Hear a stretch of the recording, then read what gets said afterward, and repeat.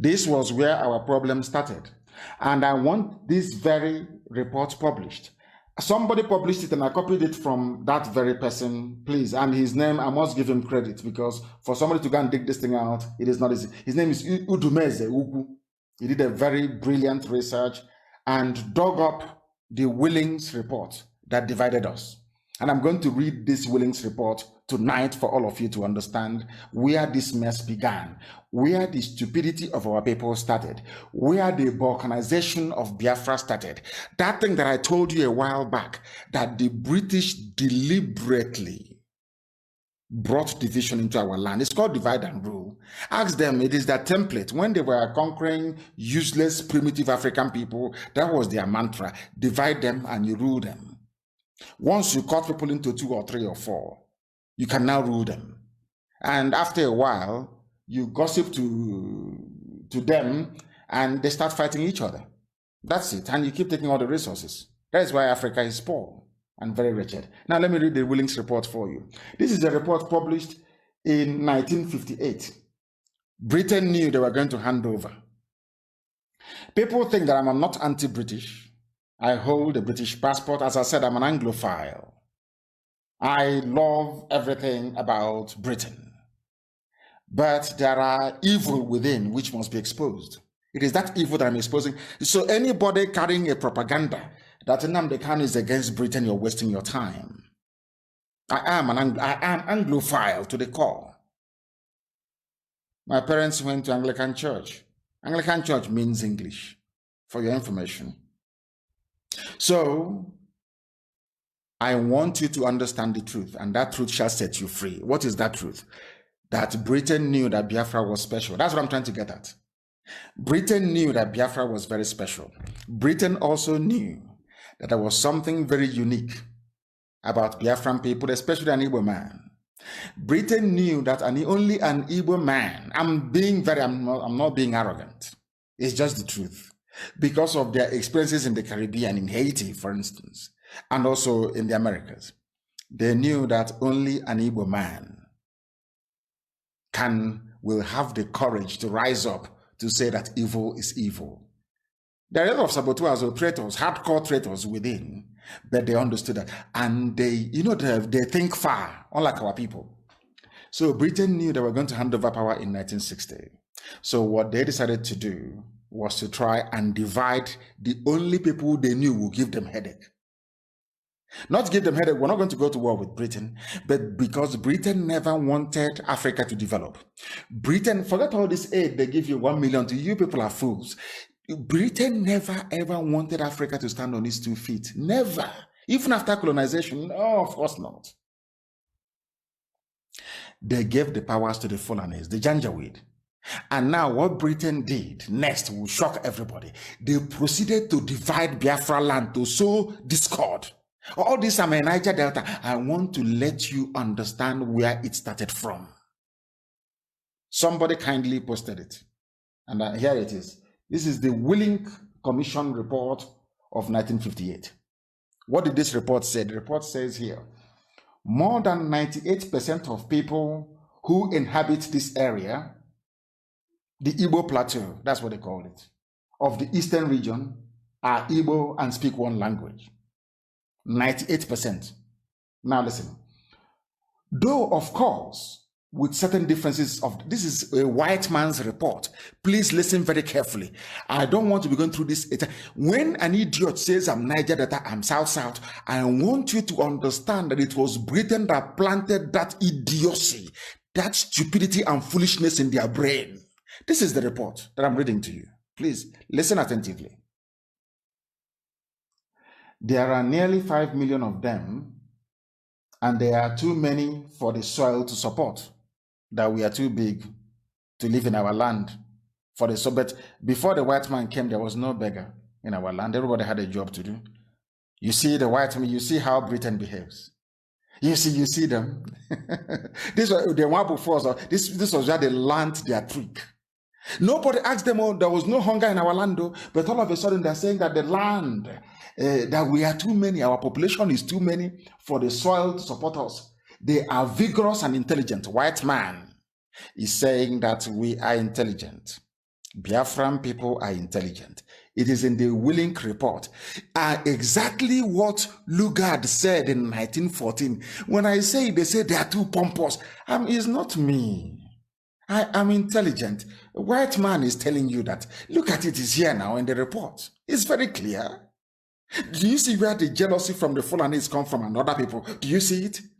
Because no report by a white man referred to any other group as being intelligent except Biafran people and Igbos in particular. I will say it is the truth. It is here now, in black and white. That thing I told you when we started. Why Joseph's brothers hated him? Because he was loved by the Father. The same thing I said to you, that the jealousy we experience every day is because we're intelligent. We are blessed. So if you're blessed and very intelligent and people are not jealous of you, that means you're nothing. If people don't talk ill about you, you are nothing. That means you don't exist. Now listen, they are intelligent and have pushed outward in every direction, seeking a livelihood by trade or in service in the surrounding areas of the eastern region, in the western region, in the north and outside Nigeria. The white man is saying that these people are industrious, they are very intelligent, they are moving out, they are everywhere, they are moving, trying to better themselves. This is their report, white man. They are no more popular with their neighbors than in the case of an energetic and expanding people whose neighbors have a more leisurely outlook on life. I am going to do a special program. I can't even continue. I am going to do a special. Do you know what the man said? This is a white man, Willink, a white man. He said that we are popular. Biafran people are very popular. Very, very popular. Because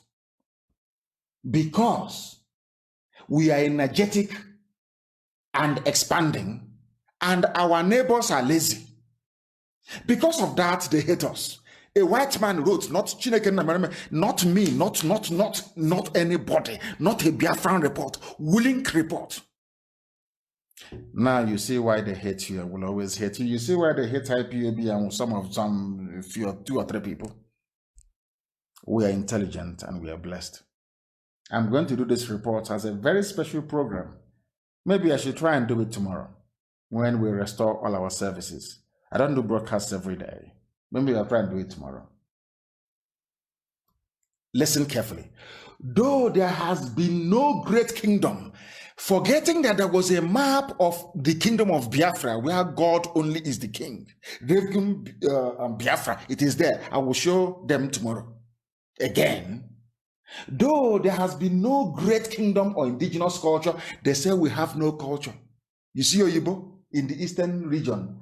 The coastal chiefs grew on their trade with the European ships and adapted customs, clothing and housing, more advanced than those of the people of the interior, on whom they had at first prayed for slaves. What the man is saying is that he is on Ibibio Efik, that they are slave traders of Igbo people. Are you listening to this? That Igbo people had no culture, but that the Izon people, Ejo and Ibibio and Efik, the riverine people, that they acquired a culture by virtue of their interaction with the ships of white men. You see how they do it? I read in England, so I know their tricks. I know all these games. I know how to do it. It's like before you sack somebody, you bring them and say, oh, you're very good. You're very clever. Hey, you are very, very excellent. But meanwhile, here is your termination letter. I know their brain. I know the way they reason. I know how they operate. I know them very well. This is their classic move. Divide and rule. First of all, they started by talking about the whole of the East. And after a while, they took away the coastal region. And said, oh, coastal region, by the way, you people used to go and catch slaves in the Igbo slaves, and you bring them to us. You sell them to us. Which is a lie. You see how they roll?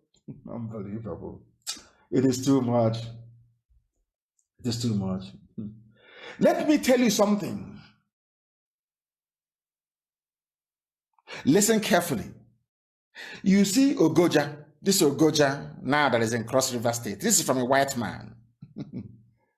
Ogoja province had 1,100,000 inhabitants, of which 723,000 of them are Igbos of Abakaliki and Afikpo division.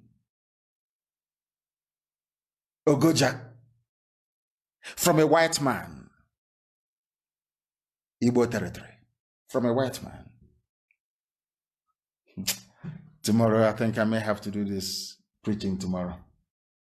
I am so disappointed, but also elated this very evening that we managed to broadcast at least on Facebook, but the other platforms were not working. We are going to rectify it tomorrow. And if we do, I will preach this very willing report to tell you how they managed to divide us. And this is the mentality that some of the idiots have carried till this very day. We are dismantling the lies. We are dismantling the old narrative. We are telling the truth. And that truth is what is going to set all of us free. And that is why we preach it on this very platform uncompromisingly. If you are not a prayerful person, I ask you to go and start praying tonight, because the enemies are not done. They will come for some of you, and if you're weak, you will fall. But if you're strong, you will remain and you will see Biafra.